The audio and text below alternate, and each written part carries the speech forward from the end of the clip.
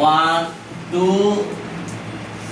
2 3 7 8 9 11 16 17 MCQ one shot class sir লিখে রাখেন one shot class 2 short বলি চারটা হবে হচ্ছে শুরুতেই যাত্রা করব অধ্যায় 2 দিয়ে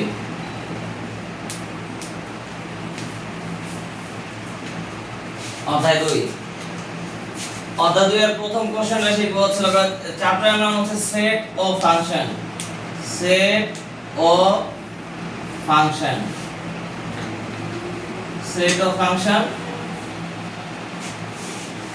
যেহেতু নাম সেটের তথ্য দিয়ে এখন শুরু হবে সেটের প্রথম কোশ্চেনটা হবে হচ্ছে বড় দেওয়া আছে এই সেটের উপাদান সংখ্যা হচ্ছে 2 3 4 5 2 3 4 5 এই সেটের উপাদানগুলো এখানে দেওয়া আছে এখান থেকে কাউন্ট করব উপাদান কয়টা আছে 1 2 3 4 চারটা উপাদান দেওয়া আছে এই সেটের উপাদান সংখ্যা হচ্ছে 4 যদি এমসিকিউ আসে যে এই সেটের উপাদান কয়টা আছে এখানে 4টা কিন্তু এই এত সহজ প্রশ্ন আসবে না এর সাথে প্রশ্ন হবে হচ্ছে a ইকুয়াল এর উপাদান যদি 2 3 4 5 এখানে চারটা উপাদান দেওয়া আছে এই সেটের ভিত্তিতে আসবে হচ্ছে p এর উপাদান সংখ্যা কত এটা সমান সমান কত আবার আসতে পারে হচ্ছে উপসেটের সংখ্যা কত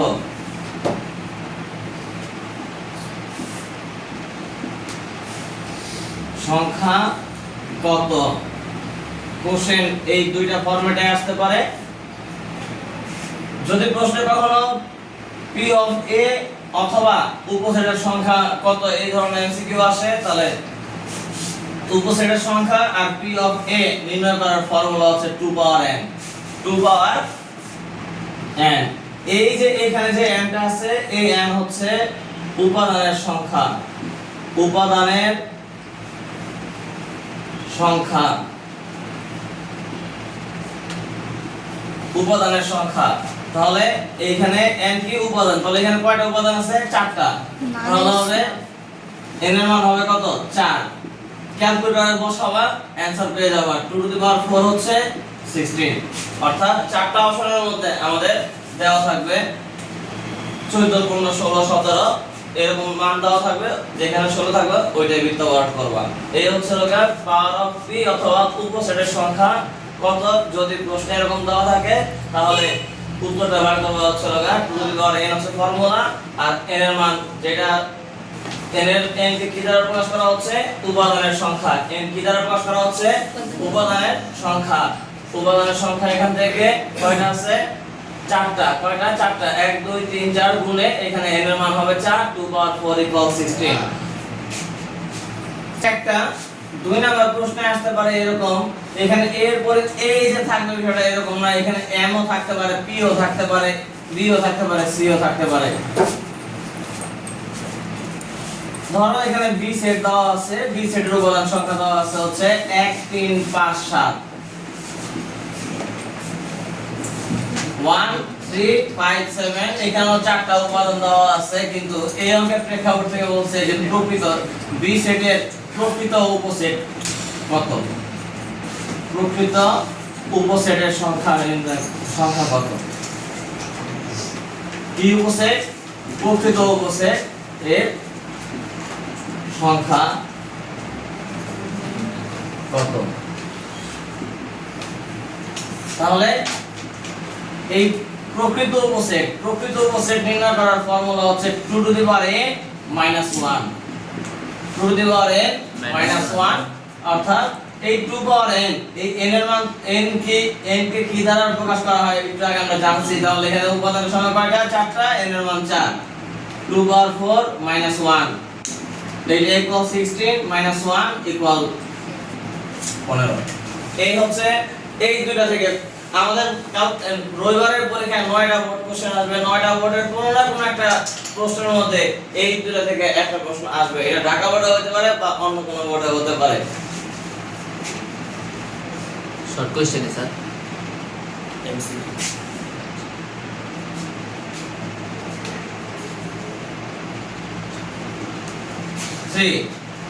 3 নাম্বার যে কোশ্চেনটা শিখবো সেটা হচ্ছে হলো গুণনীয়ক আর হচ্ছে গণিতক। টপিকটা হবে গুণিতক। কিভাবে গুণিতক আনসার বার করবা সেটা হচ্ছে কোশ্চেনে দেওয়া থাকবে একটা তালিকা, সেট গঠন পদ্ধতি দেওয়া থাকবে, তালিকা পদ্ধতিতে নির্ণয় করতে হবে। সেট গঠন দেওয়া থাকবে, তালিকা পদ্ধতি দেওয়া থাকবে। 3 এর গুণিতক, 3 এর গুণিতক যদি বলে 3 এর গুণিতক নির্ণয় করতে, তাহলে 3 এর গুণিতকগুলো কিভাবে বের করবা সেটার যদি থিওরি জানা থাকে তাহলে অবশ্যই নির্ণয় করা সম্ভব।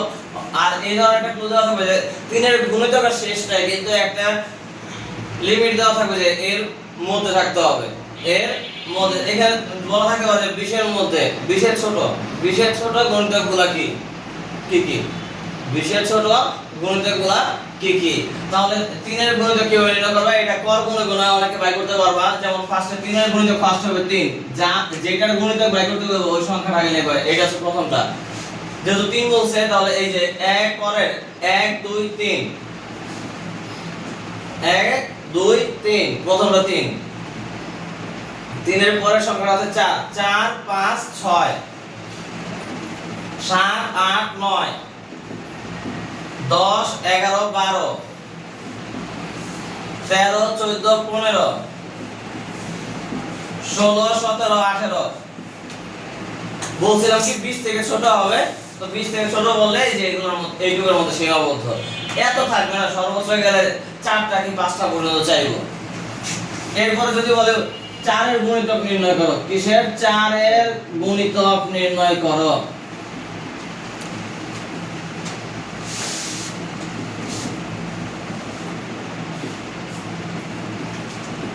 চারের গুণিতক, 4 এর গুণিতক হইলে আমাদের 4, তার মানে কি 1 2 3 4, এখন 4 কর। যত এর গুণিতক নির্ণয় করতে বলবে তত কর গুণিতক আমার চাইতে হবে।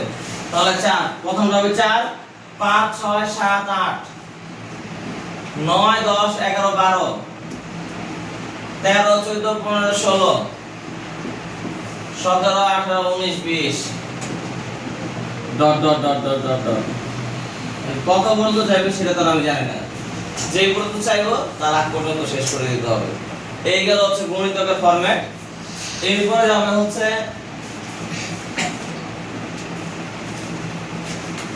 গুণনীয়ক।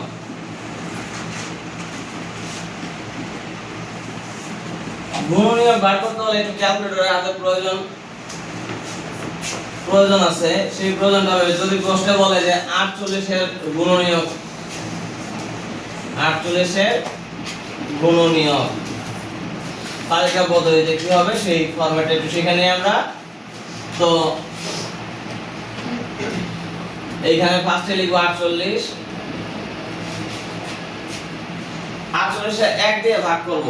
যদি পূর্ণ সংখ্যা আসে তাহলে আমরা এখানে লিখব, আর যদি না আসে তাহলে এটা বাদ। 48 এ যদি 1 দিয়ে ভাগ করি আমরা তাহলে আসবে হচ্ছে 48 ভাগ 1 ইকুয়াল কত 48। আসছে পূর্ণ সংখ্যা, তাহলে এখানে কত দিয়ে ভাগ করছি 1 দিয়ে ভাগ করছি, এই একটা এখানে লিখবা। আর ভাগফল যেটা আসবে ভাগফলটা গুণ চিহ্ন দিয়ে তারপরে লিখবা। 48 কে 2 দিয়ে ভাগ করব আমরা, 2 দিয়ে ভাগ করলে হবে হচ্ছে 24।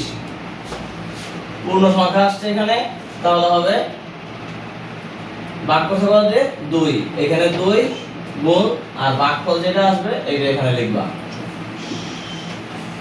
এরপরে 3 দিয়ে ভাগ করব, 3 দিয়ে ভাগ করলে আমরা পাবো হচ্ছে 48 কে 3 দিয়ে ভাগ করলে ক্যালকুলেটরে আসবে হচ্ছে 16।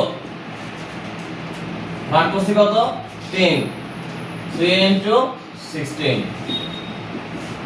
এরপরে হচ্ছে 48 কে এখন আমরা 4 দিয়ে ভাগ করব, 4 দিয়ে ভাগ করলে আসবে হচ্ছে 12।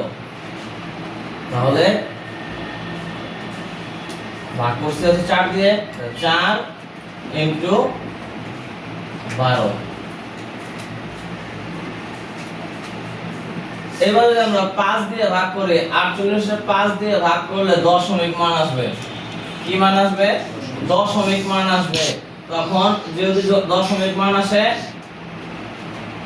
দশমিক মান আসলে গুণনীয়ক এখানে আর আসবে না। দশমিক মান আসলে গুণনীয়ক সংখ্যাটা এখানে আসবে না। তাহলে 5 5 এবং 6 দিয়ে আমরা কাউন্ট করি, 6 টা 48 ভাগ করলে 8, তাহলে এখানে কত 6 8। এখন প্রশ্ন থাকতে পারে স্যার আমরা এখানে কোন পর্যন্ত করব, কোন পর্যন্ত করব, যতক্ষণ পর্যন্ত নাকি এই উপরে ভাগ করতে করতে যে পর্যন্ত আসছে এই সাথে মিল না হয়, সেম সেম মিলে যাবে। রিপিট যদি হয়ে যায়, যখনই রিপিট হবে ওই জায়গায় বন্ধ, রিপিট হইলেই বন্ধ, রিপিট এখনই হবে। যেমন 48 কে যদি আমি 7 দিয়ে ভাগ করি তাহলে দশমিক মান আসবে, এখানেও দশমিক মান, দশমিক মান। 48 কে যদি আমি 8 দিয়ে ভাগ করি তাহলে হবে হচ্ছে 6, 6 টা 48, এই যে 6 আর হচ্ছে 8, তার মানে 8 দিয়ে ভাগ করছি আর হচ্ছে 6, এই যে মিলে গেছে, এই যে রিপিট হইছে না, রিপিট হইলে এখানে শেষ। তার মানে উত্তরটা হবে 1 2 3 4 6 8 12 16 24 48। উত্তর কি হবে 1 2 3 4 6 8 12 16 24 48। সেকেন্ড ব্র্যাকেট দিয়ে আটকা দিতে হবে। ঠিক সেম যদি আমরা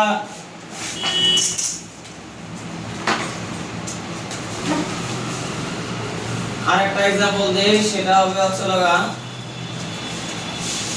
24 এর গুণনীয়ক, 24 এর গুণনীয়ক।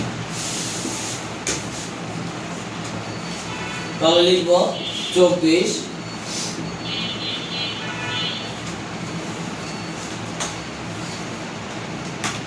ফার্স্টে হবে 24 কে 1 দিয়ে ভাগ করা যায়, 24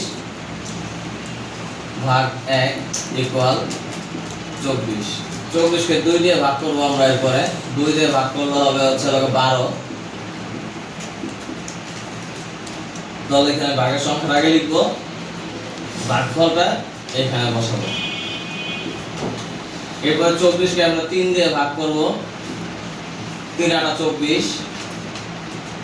তাহলে ভাগ যেটা দিয়ে ভাগ করছি ওই সংখ্যাটা আগে লিখবা আর ভাগফল সংখ্যাটা এখানে বসাবো। এরপর আমরা 24 কে 4 দিয়ে ভাগ করব, 4 6 24,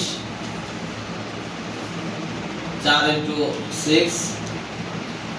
এরপরে এই 24 কে 5 দিয়ে ভাগ করব, 5 দিয়ে ভাগ করলে 24 কে যদি আমি 5 দিয়ে ভাগ করি তখন আমার মান আসবে হচ্ছে দশমিক মান, দশমিক মান আসবে। তো দশমিক মান তো এখানে আনা যাবে না।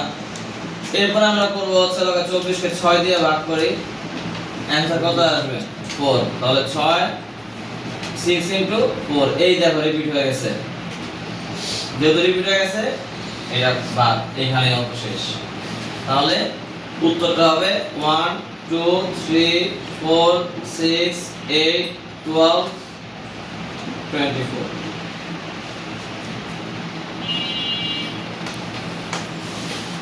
এই হচ্ছে উপসেট, প্রকৃত উপসেট, গুণনীয়ক, গুণিতক। এখন যে টপিকটা শিখবো সেটা হচ্ছে কোশ্চেনটা যদি এরকম দেওয়া থাকে যে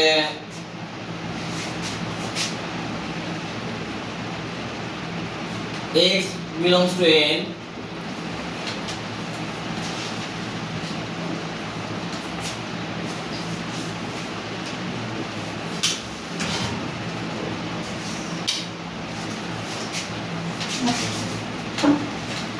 তালিকা সেট, কি সেট?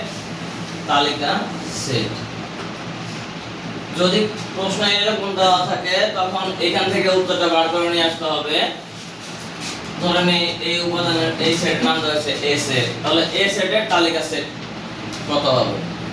এ সেটের তালিকা সেটটা আমরা কিভাবে নির্ণয় করব সেটা যদি এখানে এক নজর, এই যে এইখানে যে টার্মটা দেওয়া আছে এই শর্তটা এখানে কি বোঝাচ্ছে এটাকে মনে করতে হবে। এই শর্তটা এটা বোঝাচ্ছে যে 2 থেকে এ সেটের উপাদান গুলো হবে 2 থেকে বড় আর 7 থেকে ছোট।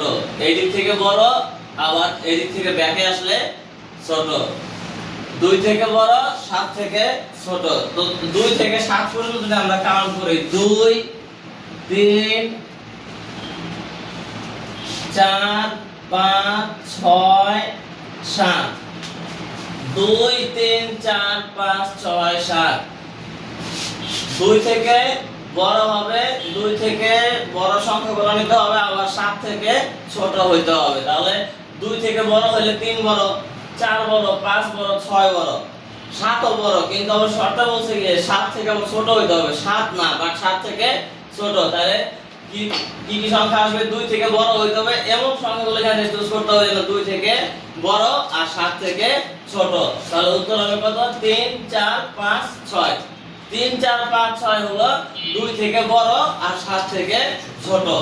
তাহলে উত্তরটা হবে হচ্ছে 2 3 4 5 6।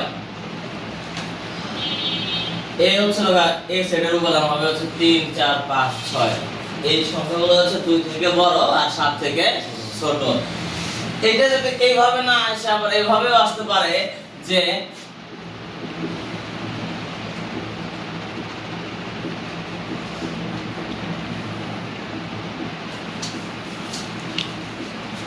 এইরকম হতে পারে। যদি এটা এইরকম হয় তাহলে 2 থেকে বড়, এই যে এই চিহ্নের নিচে একটা দাগ দেওয়া আছে, যদি দাগ দেওয়া থাকে তাহলে 7 সহ কাউন্ট করতে হবে। 7 সহ বা 7 থেকে ছোট আর 2 থেকে বড়, 2 থেকে বড় আর 7 সহ বা 7 থেকে ছোট। মানে যদি 7 হয় তাহলে 7 নেওয়া যাবে। কখন এই সংখ্যাটা কখন নিব? যখন এই যে চিহ্নের নিচে একটা দাগ দেওয়া থাকবে। এই যে এখানে কি দাগ দেওয়া ছিল নিচে? না। যদি দাগ দেওয়া যেহেতু ছিল না এর জন্য 7 থেকে ছোট হয়েছে। আর যদি দাগ দেওয়া থাকে তাহলে 7 ও নেওয়া যাবে। তাহলে উত্তরটা কি দাঁড়াবে? এখানে যদি 2 থেকে বড় বলছে তাহলে 3 4 5 6 7। এই যে এখন 7 আসবে। Concept clear? এতে কোনো ডাউট আছে? নাই। এরপরে এই 6 নম্বর অঙ্কের হাত ধরে 7 নম্বর প্রশ্নটা আসতে পারে এর ভাবে যে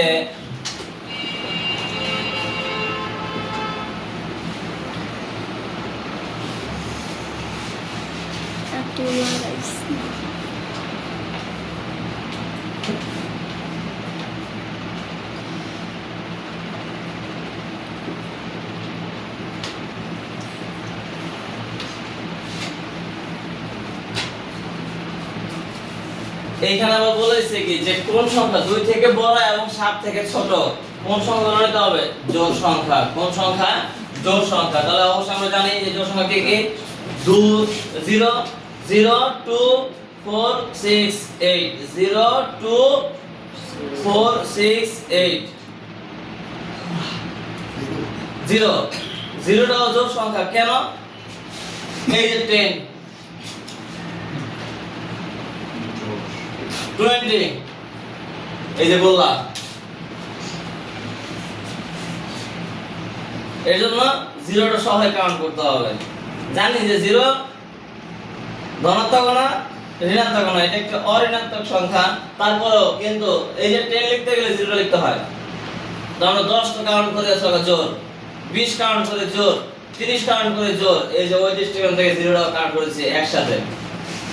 তাহলে এইখানে শর্তে কি বলছে? 2 থেকে বড় এবং 7 থেকে ছোট জোড় সংখ্যাগুলো নিতে বলছে। কি সংখ্যা? জোড় সংখ্যা। তাহলে জোড় সংখ্যা কি আসবে এখানে? তাহলে 2 3 4 5 6 7। 2 থেকে বড় 7 থেকে ছোট জোড় সংখ্যাগুলো নিতে হবে। কি সংখ্যা? জোড় সংখ্যা। তাহলে জোড় সংখ্যাগুলো কি কি হবে স্যার? তাহলে 4 আর হচ্ছে 6, 4 আর 6। উত্তরটা হবে 4 আর 6। আবার আসতে পারে সেম কোশ্চেনটাই জোড়ের জায়গায় যদি বিজোড় বলতো, জোড়ের জায়গায় বিজোড়, কোশ্চেনটা ঘুরাই দিলাম, তাহলে কি হবে?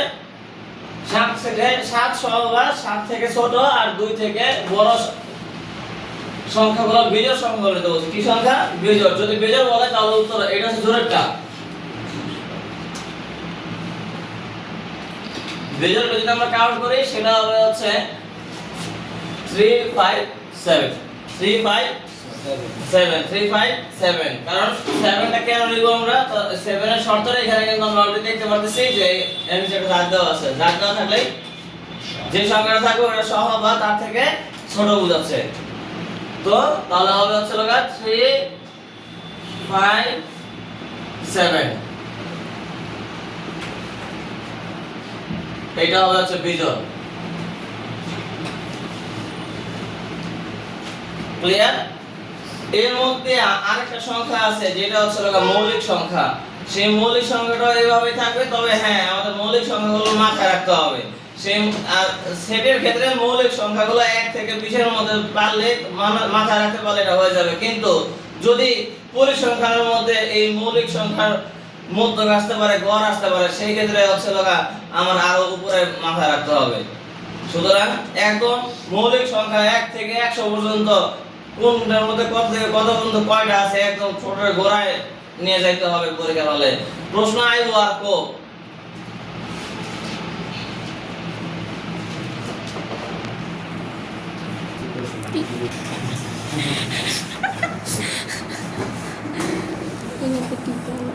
একটা না 1 ঘন্টা হয়ে গেলে ঝামেলা হয়ে যাবে। 0